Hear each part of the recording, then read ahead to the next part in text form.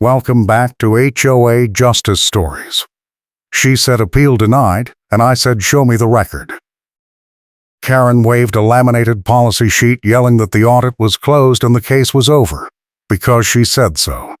I am calling management right now, she screamed, her voice cracking as she jabbed a finger toward my driveway where the tow truck had just pulled in. I stood there with my phone recording every word, my backpack strap digging into my shoulder where my camera case sat inside, the humid heat shimmer rising off the asphalt near the Meadowbrook Design Review Association clubhouse, making everything feel like a fever dream. She planted her small collapsible step stool on the curb and climbed onto it, waving that laminated sheet like a flag, and I knew right then this was not about my truck. This was about the cold case I had just reopened, the one she thought she had buried 2 years ago when the money went missing and the towing records got scrubbed. I take care of my disabled brother full-time, and any disruption to our vehicle access is a crisis. A tow would mean missed appointments, missed medications, missed everything. That is why I did not panic when she screamed. I work as a commercial photographer, so I always have a camera and extra batteries, and I had already captured 3 doorbell clips showing someone placing violation notices on my truck at 2 in the morning and walking away fast. I knew who placed them. I knew why. And I knew the moment to use it was coming. The mail carrier squeezed past the crowd gathering at the mailbox cluster, shaking his head and muttering something I could not hear. Pamela Young, the HOA communications director who controlled every group email blast in this neighborhood like they were public shaming posters, turned her gray shoulder-length hair toward him and snapped something about blocking mail access. He did not respond. He just kept walking. Pamela climbed down from her step stool and folded it with a snap. "I do not care what you think. I care what the rule says," she said, her voice dropping into that fake calm tone she used when she thought she had won. She tapped the laminated sheet against her palm.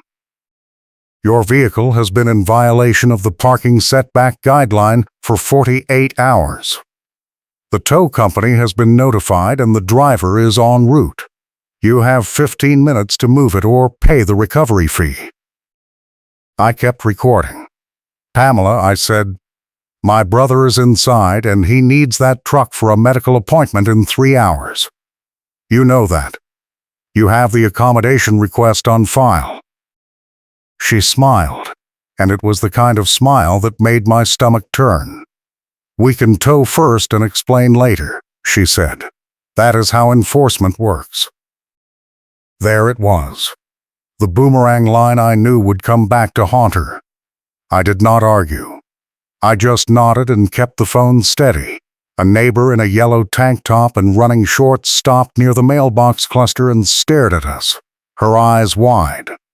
Pamela did not acknowledge her.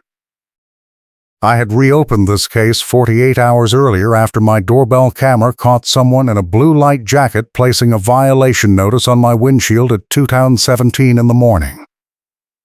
The timestamp was clear. The figure walked fast, looked over their shoulder twice, and disappeared around the corner toward the clubhouse. I compared it to the old audit files I had pulled from the county clerk, the ones Pamela insisted were confidential and refused to let me photograph. The case number on my new violation notice matched a complaint filed in 2023 under a different homeowner's name, a complaint that had triggered a tow and a lien that later vanished from the portal records.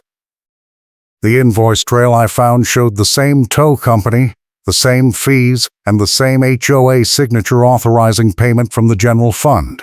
The money disappeared. The case closed. And now it was happening again, with my name on it. The tow truck rounded the corner, its yellow lights flashing in the midday glare. The driver leaned out the window and looked at Pamela, then at me, then at the crowd. He killed the engine and climbed out, holding a clipboard with no readable text on the papers. Pamela walked toward him and started talking fast, gesturing at my truck. I stayed where I was and opened my backpack, pulling out the camera case. Inside was a small folder I had been carrying for 2 days, the one my real estate agent ally had warned me I would need if this went public.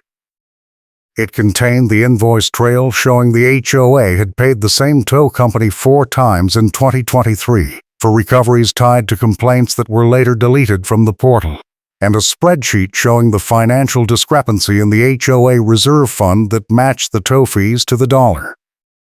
The driver walked over to me. "You the owner?" he asked. I nodded. "I am, and I have proof this tow order is based on a forged complaint." He stopped. Pamela spun around, her face going red. "That is absurd," she said. "The complaint was filed by a resident. It is in the system." I opened the folder and pulled out the top sheet. "This complaint was filed under case number 7743, I said.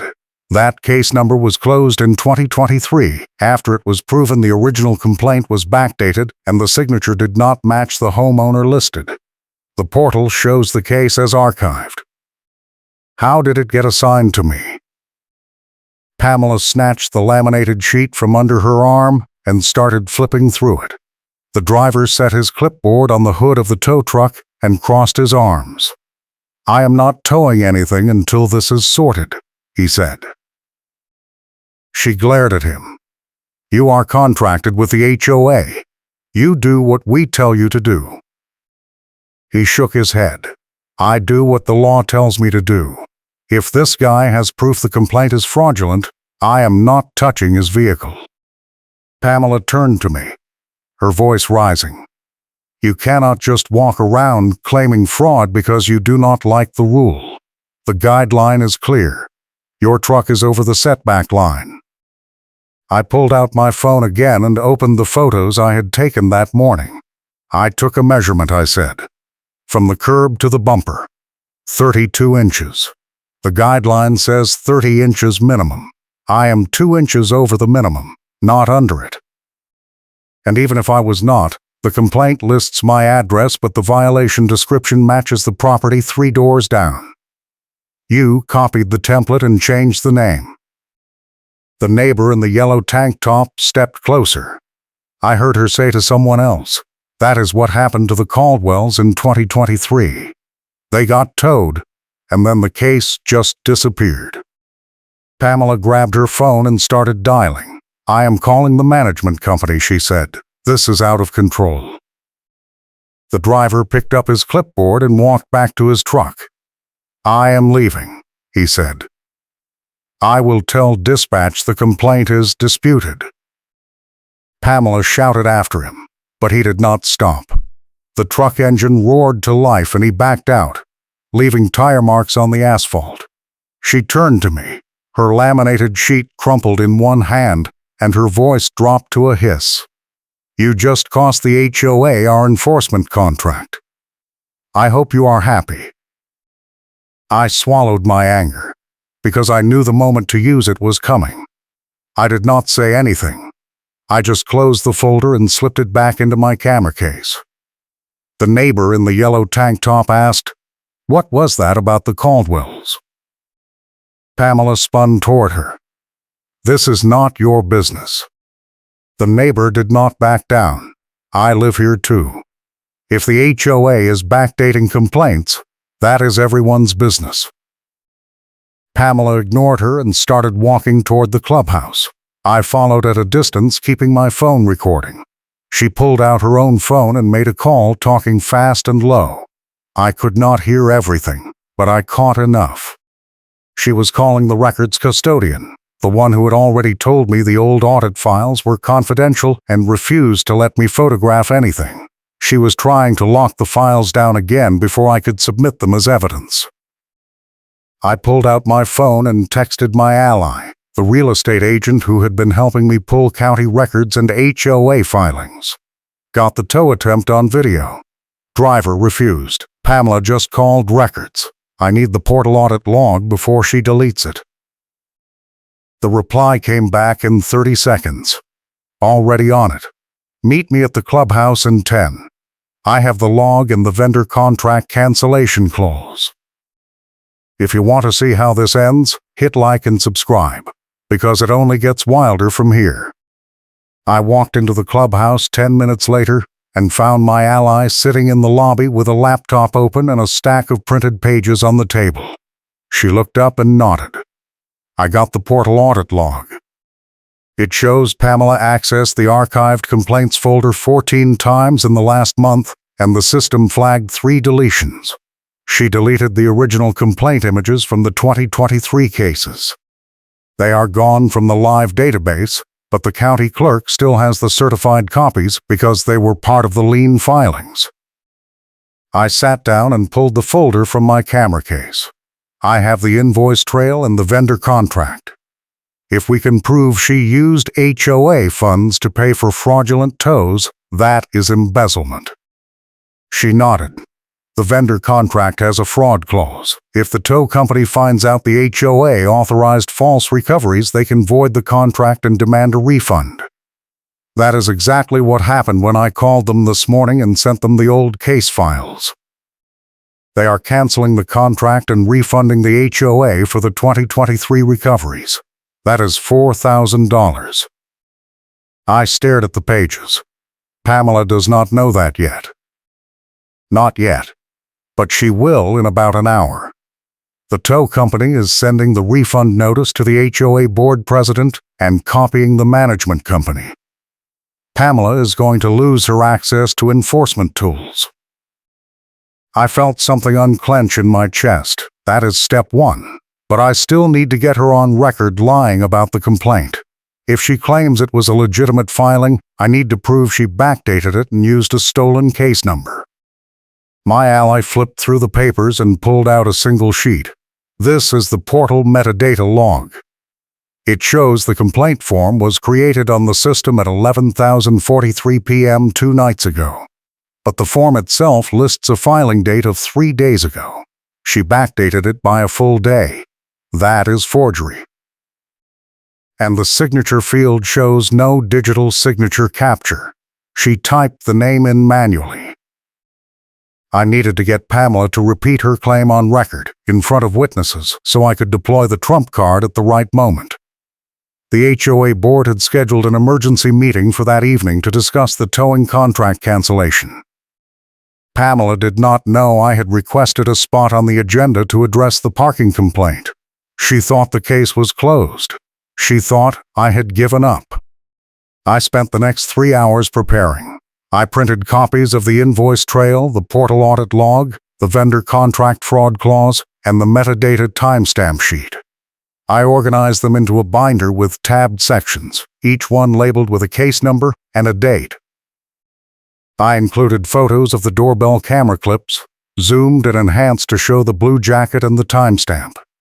I printed a side-by-side comparison of the 2023 complaint template and my current violation notice, highlighting the identical phrasing and formatting errors. I printed the county clerk's certified copy of the original 2023 lien filing, showing the signature that did not match the homeowner listed. And I printed the tow company's contract cancellation notice, which had arrived in my email an hour earlier with a copy-paste of the refund demand. My ally met me outside the clubhouse at 6. The parking lot was already filling with cars. The meeting was supposed to start at 6:30, but people were arriving early. Word had spread. The neighbor in the yellow tank top was there. The Caldwells, the couple from 2023 whose case had disappeared, were there.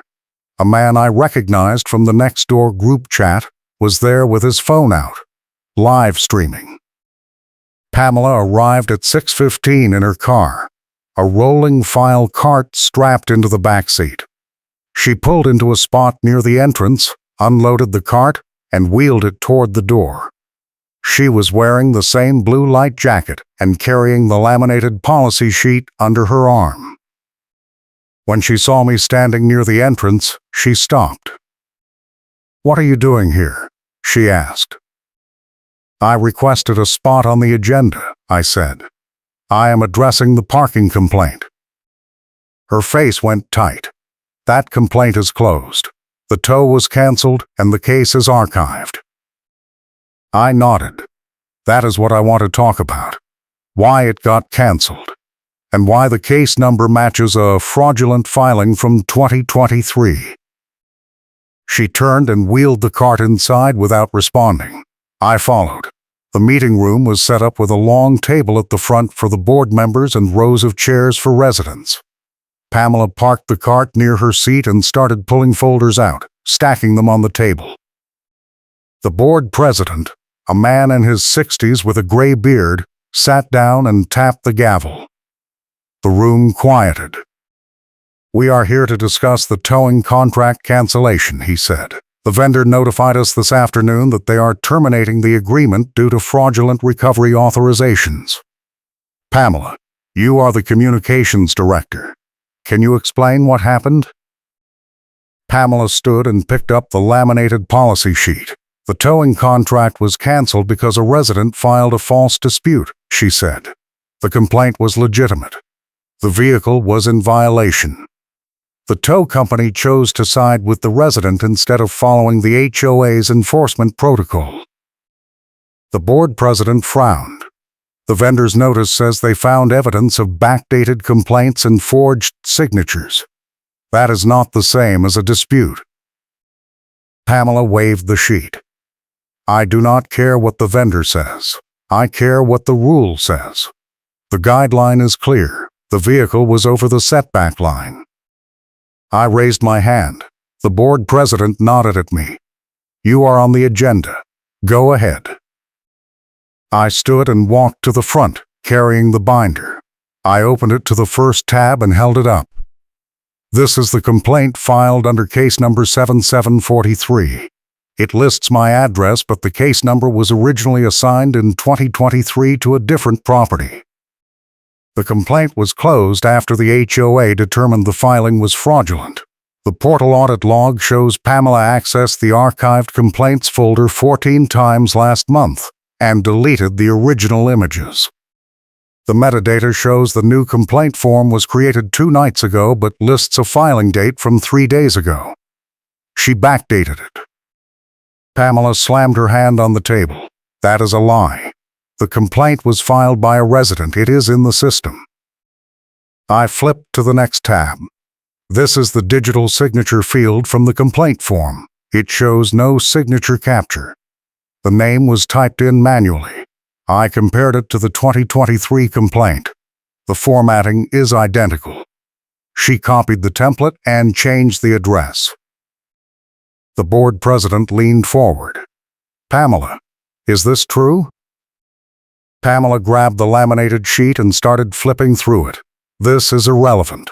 The guideline does not require a digital signature. The complaint was filed in accordance with the enforcement protocol." I flipped to the next tab. "This is the invoice trail from 2023. The HOA paid the tow company 4 times for recoveries tied to complaints that were later deleted from the portal. The total is $4,000.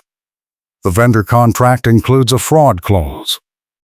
When I provided the tow company with the old case files, they canceled the contract and demanded a refund. That refund notice was sent to the board president this afternoon." The room went silent. The board president looked at Pamela. "Is this true?" Pamela opened her mouth, then closed it.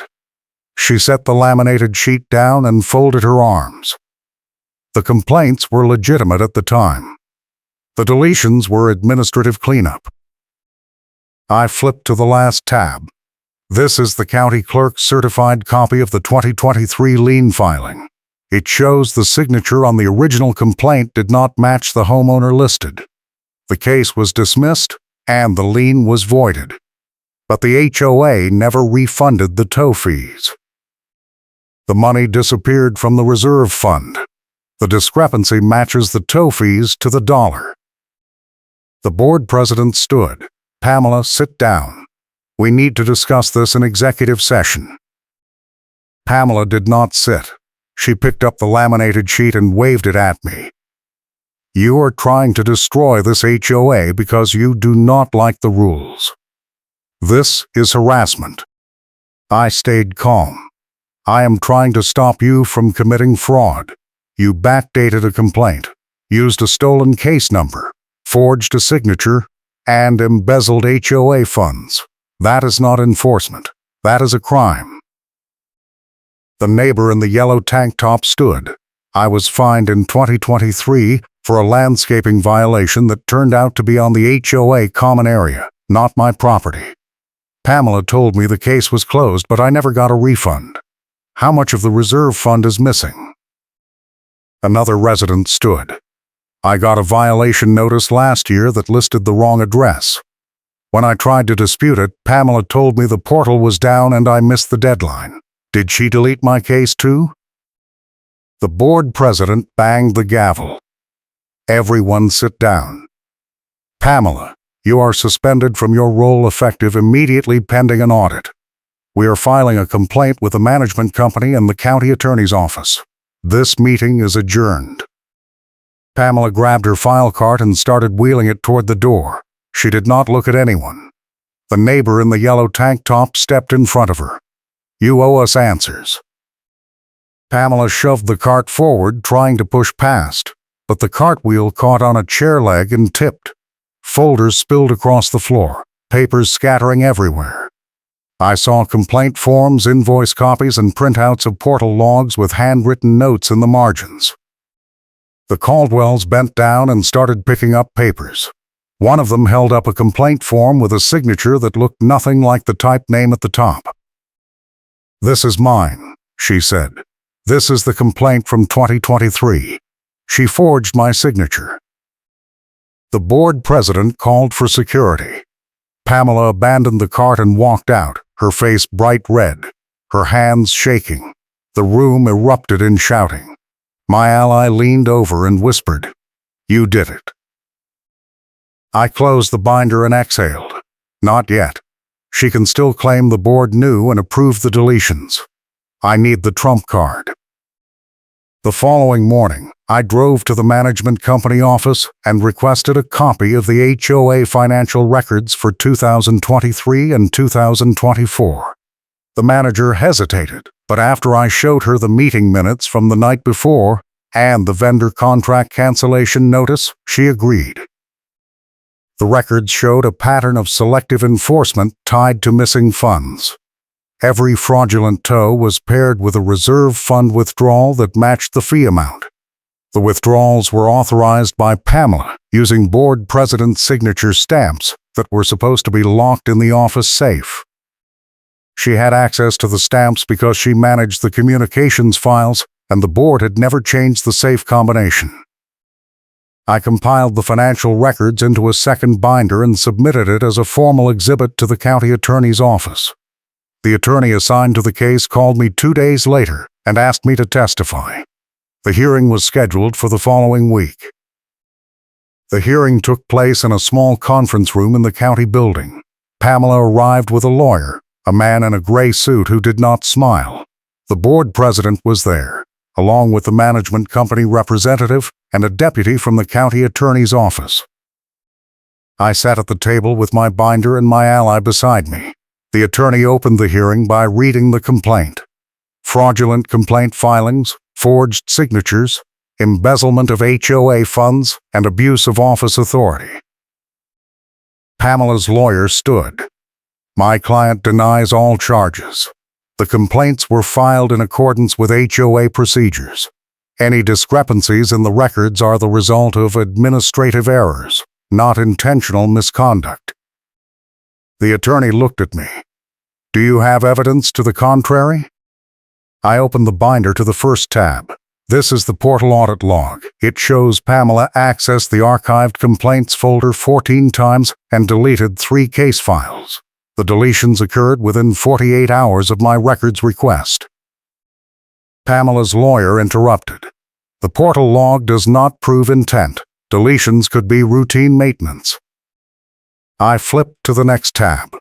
This is the metadata timestamp from the complaint form filed under my name. It shows the form was created at 11:43 p.m. on the day I received the doorbell camera clip. The filing date on the form is backdated by 1 day. The digital signature field is blank. She typed the name in manually. Pamela leaned over and whispered something to her lawyer. He nodded and stood. Even if the date is incorrect, that does not prove fraud. It could be a clerical error. I flipped to the Financial Records tab. This is the HOA Reserve Fund ledger. It shows 4 withdrawals in 2023 that match the tow fees paid to the vendor. The withdrawals were authorized using board president's signature stamps. The board president did not authorize those withdrawals. Pamela had access to the stamps because she managed the communications files. The board president stood. I never signed those authorizations. I did not even know they existed until this week. Pamela's lawyer sat down. Pamela stared at the table, her jaw tight. The attorney asked Pamela to respond. She stood slowly, her voice shaking. The complaints were legitimate. The residents were in violation. I followed the enforcement protocol. I flipped to the last tab. This is the doorbell camera clip. It shows you placing the violation notice on my windshield at 2017 in the morning. You are wearing a blue light jacket. You looked over your shoulder twice. You walked toward the clubhouse. The timestamp matches the portal metadata. You created the form, backdated it, and delivered it yourself.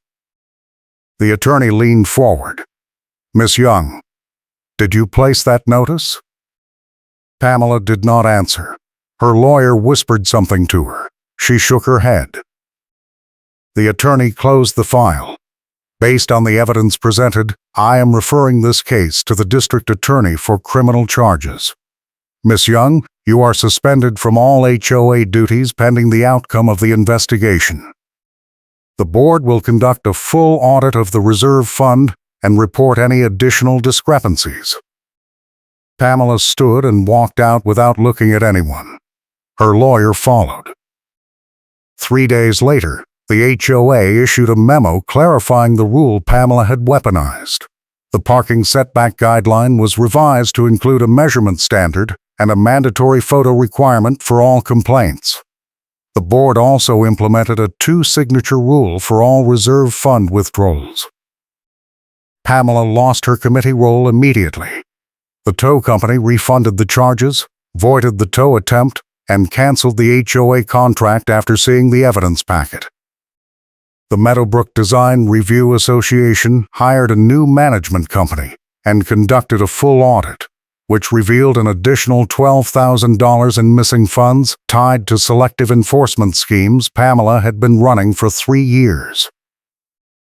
The district attorney filed charges 6 weeks later. Pamela pleaded no contest to embezzlement and fraud. She was sentenced to probation, ordered to pay restitution, and banned from serving on any HOA board in the state.